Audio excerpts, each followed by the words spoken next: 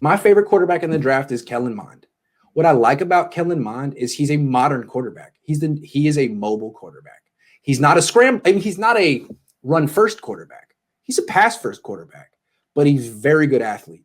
You saw it at the Senior Bowl. He's big. He has a strong arm. He's fast. So there's a lot of these mobile quarterbacks in the draft.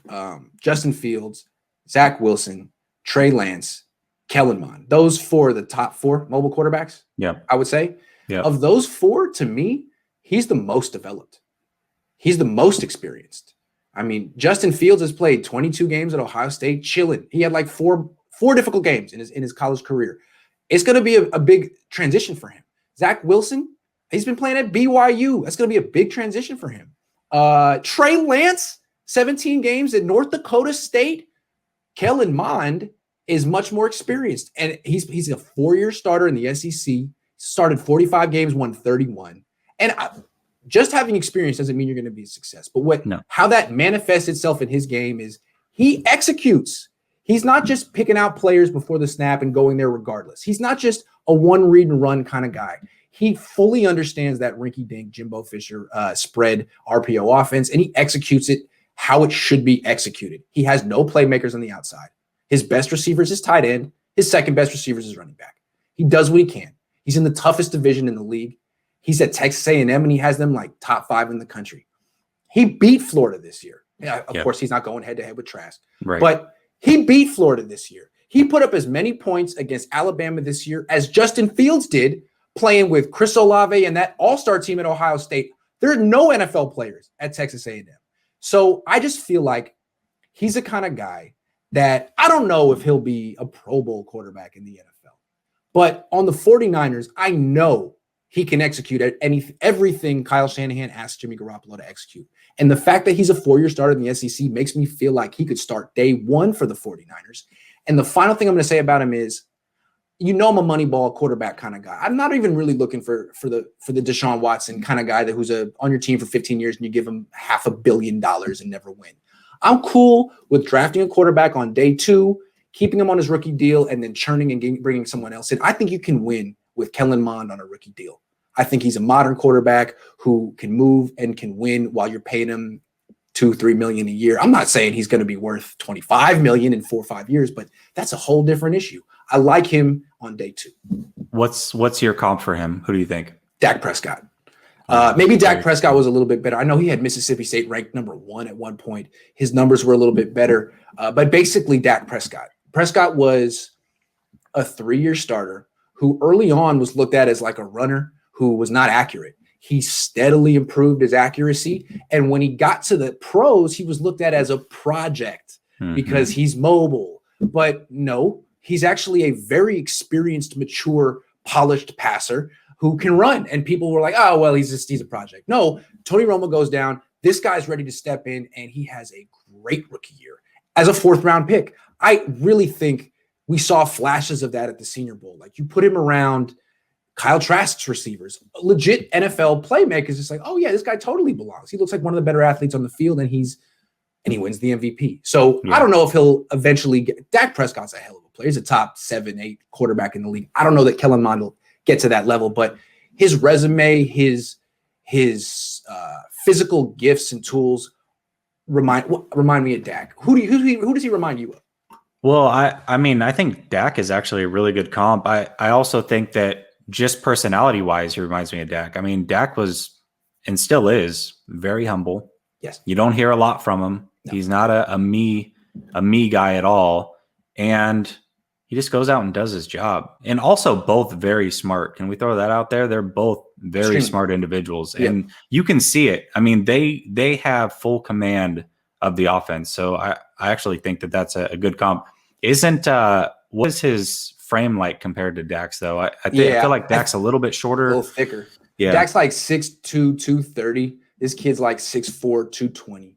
So he's more built like an Alex Smith or So I mean, Dak's more built like Donovan McNabb, I would imagine. Maybe not quite as thick, but I can see that. I think that's a great comp, actually.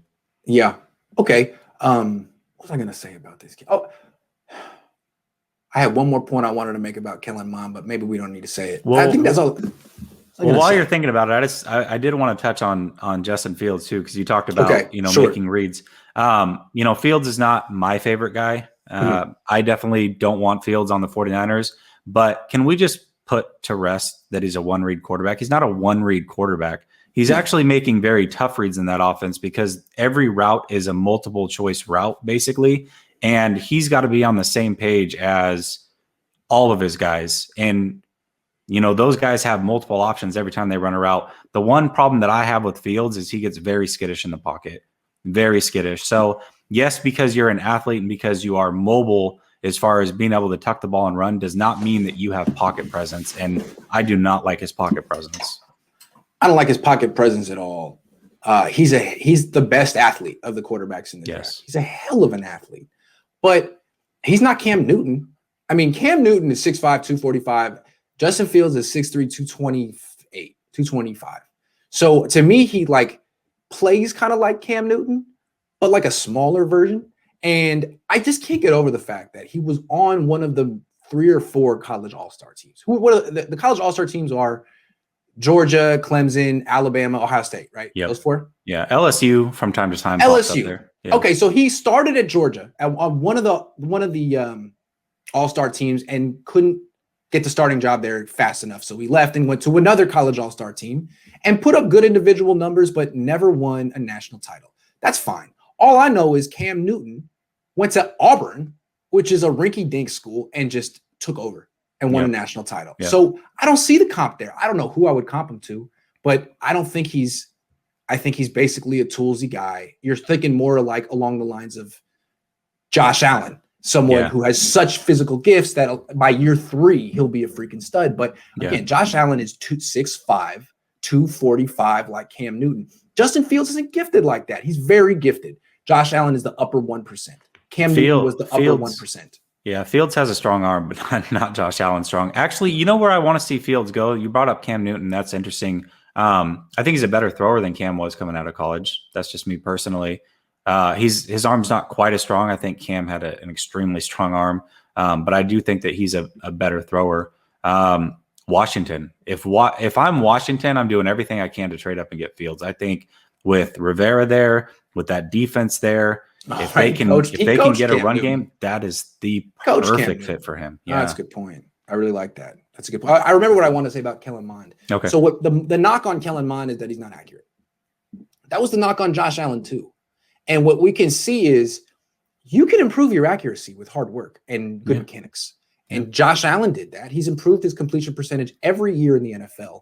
And what I've noticed with Kellen Monde is he improved his completion percentage every year in college, every single year. So clearly you watch him. He's a guy who takes his craft seriously. He's a hard worker. He's not going to get the Josh Rosen diva label. And if he can improve his accuracy, if you give him some playmakers like Brandon Ayuk or George Kittle who can turn some of those drops at Texas A&M into catches at the 49ers, maybe he could complete 65% of his throw. What did he complete? 63% this year? Yes. Okay. So I don't really care a lot about completion percentage in college. I think it's the most overrated number that you can look at the college level. Right. So many ways to goose it up or whatever. Yeah. So you're telling me if he's on Alabama with crossers all over the field and swing passes and or Ohio State. You don't think he can be over 70% with that offense? Thank you. Come on. Thank you. That's what intrigues me about him. Is like it's a bit of a projection. You can't just watch the Texas A&M. It's not that exciting. He's throwing to nobodies. Right. But if you could kind of envision him, what would it look like with him at Alabama? I think it would look a lot more dynamic than what it is with Mac Jones. Yeah. And what would it look like with him at Ohio State? Justin Fields is more athletic. Kellen Monde is more mature. It would be interesting. He's also athletic. It would be interesting. I don't know. It's impossible to know, but I really like him. And in day 2, maybe even round 3, I think it's a rare, the rare round 3 quarterback who could become a starter. He has a better chance to me of slipping to San Francisco than Trask does, because I feel like I could see the Steelers falling in love with Trask He's a perfect replacement for Ben Roethlisberger. So I could see them taking him, late first round. I could also see the Falcons, if they don't draft a quarterback with their first pick, I could see them taking him in round 2 before we could take him. So great point. Because if you're an organization that's had Ben Roethlisberger for 15 years or Matt Ryan for 13 years, you have an appreciation for that kind of quarterback. Mm-hmm. You do. You understand what it can do for your franchise. You're not necessarily looking for the flavor of the month like the rest of the league is. That makes sense. That's, to me, the one reason I think I prefer Kellen Monde to Kyle Trask is just the mobility. I feel like it's becoming more and more of a necessary trait. But as we're seeing, certain quarterbacks are so good at the position, they can get by without it. It's becoming a lost art. You know what I mean? It's almost like the post game in the NBA. It's a little bit of a lost art, but this kid may have it.